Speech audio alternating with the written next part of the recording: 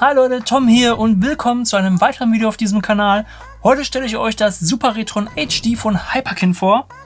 Eine Super Nintendo Klonkonsole, die es euch ermöglicht, easy eure Originalmodule auf neuen Flachbildschirmen mit HDMI-Anschluss zu zocken. Aktuell zu diesem Zeitpunkt sind auch schon 2 weitere Revisionen erschienen, die dann sogar mehrere Module von verschiedenen Systemen abspielen können. Das Retron 2 spielt neben SNES dann auch NES-Games ab und das Retron 3 packt dann auch nochmal Sega Mega Drive mit oben drauf. Ich habe mich für das Super Retron HD als SNES-Only-Konsole entschieden, weil ich die anderen Systeme nicht sammle und auch nicht so die Berührungspunkte mit diesen Konsolen und den Games in der Vergangenheit hatte. Dazu ist auch das Design der ersten Version viel mehr an sein Vorbild angelehnt. Sieht halt nicht wie so eine Mutantenkonsole aus. Das Retron gibt es in 2 verschiedenen Farbvarianten. Einmal diese hier, grau, und einmal in Crystal Black.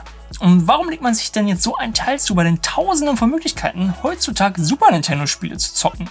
Entweder ein SNES Mini, Raspberry Pi in ein Retro-Gehäuse verpflanzen oder einfach direkt einen Emulator auf dem PC anschmeißen. Man will ja seine Originale einfach mal wieder zocken, ohne jetzt eine 10-Centner-Röhre durch die Gegend zu wuchten, um sich das Teil in die Bude zu stellen.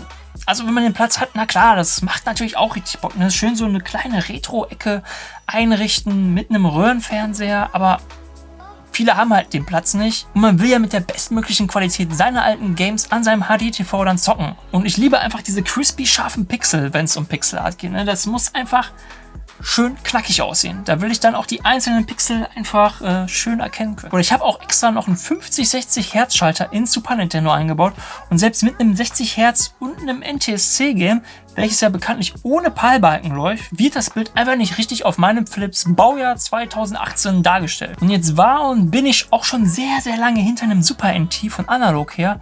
Aber wer sich selbst mit dem Thema beschäftigt und sich zu dem Analog schon mal schlau gemacht hat, der weiß, was er dafür gerade für einen Preis zahlen muss. Zum Beispiel auf eBay. Wenn es dann gerade mal wieder als Auktion überhaupt drin ist. Das Teil ist einfach schon super lange nicht mehr verfügbar. Die Retro-Szene schreit förmlich nach dem Restock, aber analog hält sich da leider immer noch sehr bedeckt und es gibt einfach keine neuen Infos. Das Super NT basiert nämlich auf FPGA-Hardware und ist daher unglaublich nachgefragt, weil es einfach am präzisesten die Originale abspielen kann aufgrund seiner Hardware-Komponenten. Und ob das Super NT vielleicht nochmal irgendwann verfügbar wird, wer weiß, bleibt halt abzuwarten. Deswegen habe ich mir jetzt das Super Retron HD besorgt, um mal wieder Klassiker wie Chrono Trigger, Earthworm Jim oder Street Fighter 2 und die ganzen geilen Super Nintendo-Spiele zu zocken.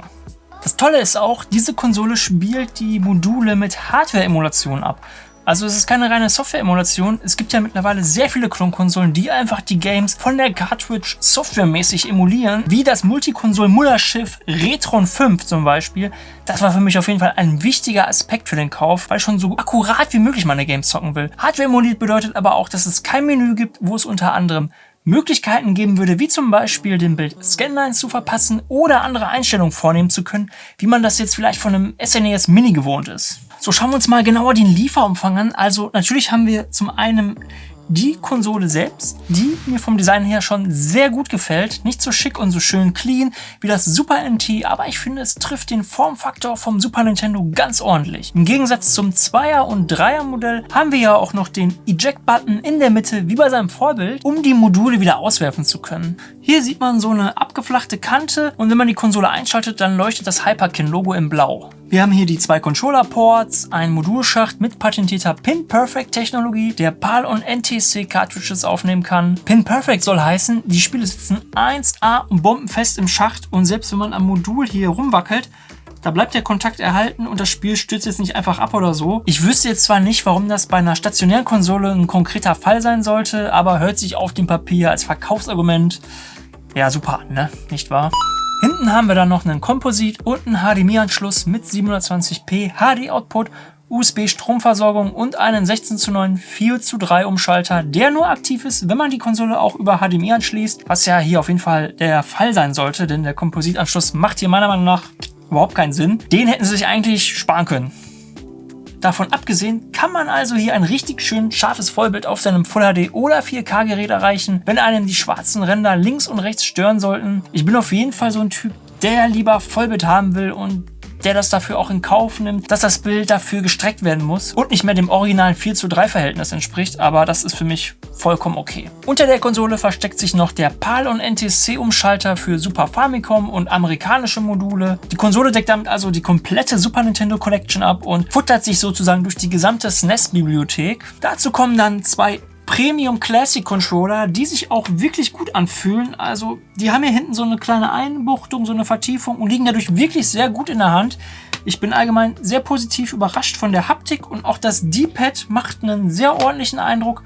Damit flutschen richtig die Hadoukens bei Street Fighter 2 und auch in anderen Spielen lässt sich damit echt gut steuern. Also die sind echt top. Natürlich nimmt das Retron auch die Original-Controller sowie auch die Wireless-Varianten von 8BitDo mit Retro-Receiver. Die sind auch auf jeden Fall mein Favorit zum bequem Zocken auf der Couch.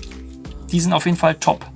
In meinem Fall lag jetzt kein Netzteil dabei, da es anscheinend wohl verschiedene Versionen gibt, die entweder mit oder ohne Netzteil ausgeliefert werden laut der Verpackung. Ja, entweder nimmt man dann sein Smartphone-Netzteil oder ich habe jetzt hier eins von meinem Raspberry 2 genommen. Das hat genug Leistung für die Konsole und läuft wunderbar damit. Die Spannung sollte dabei laut Hyperkin über 5 Volt und 1 Ampere sein, damit das Gerät auch ordnungsgemäß funktioniert. Was mir negativ aufgefallen ist der hässliche blaue Bootscreen, der mit dem Hyperkin-Logo aufwartet.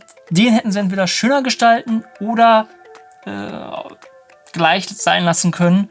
Eher unnötig. Von der Performance her bin ich sehr zufrieden mit dem Gerät. Es ist nicht das Nonplusultra crispy Bild, aber auf einer normalen Distanz zum Fernseher sieht es schon super scharf aus und die Farben werden satt und schön wiedergegeben. So wie ich mir das Super Nintendo als HD-Konsole vorstellen würde. Es macht richtig Bock, damit die alten Games auf einem neuen Flachbildschirm zu zocken. Das Retro-Feeling kommt auf jeden Fall gut rüber, dass ich jetzt bei einer reinen Emulation vermissen würde. Originalmodul rein, Original-Controller dran. Mehr geht dann auch schon nicht mehr, würde ich sagen. Außer vielleicht, man hat einen Original One-Chip Super Nintendo mit Open Source Scan-Converter. Aber hier liegen wir preislich dann alleine bei dem Konverter schon über 120 €.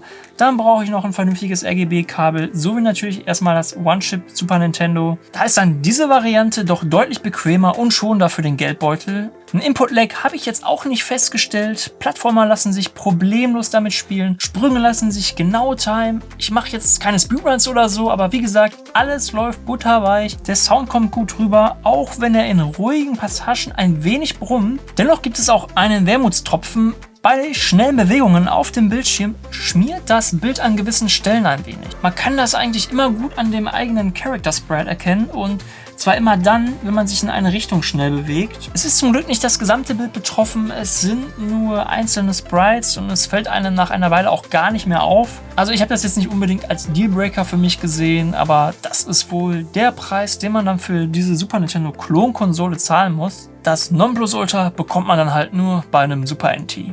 Das Gerät spielt auch allesamt Flashcards ab, darunter das EverDrive, das ST2SNES bzw. unter neuem Namen veröffentlichte FX Pack Pro. Das läuft alles einwandfrei.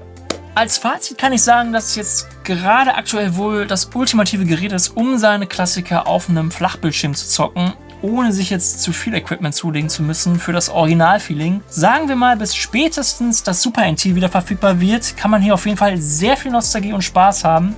Ob das Gerät wirklich für einen was ist, muss jeder für sich selbst entscheiden und überlegen, wo man keine Abstriche machen will und was man auch bereit ist zu zahlen. Also ich habe das Teil jetzt hier in der Bucht geschossen, weil die graue Version habe ich jetzt so im Netz gar nicht mehr gesehen und bin mit dem Gesamtpaket auch super happy bis jetzt. Ich daddel auf jeden Fall jetzt wieder ein wenig mehr Super Nintendo und da werden in Zukunft bestimmt auch noch einige Videos zu kommen. Und falls ihr mein Super Nintendo Tribute Video noch nicht gesehen habt, dann hier an dieser Stelle einmal klicken. Dann erzähle ich euch ein wenig was über meine Lieblingstitel und was ich damals im Studium videotechnisch ausprobiert habe, um meine Liebe zu dieser Konsole auszudrücken.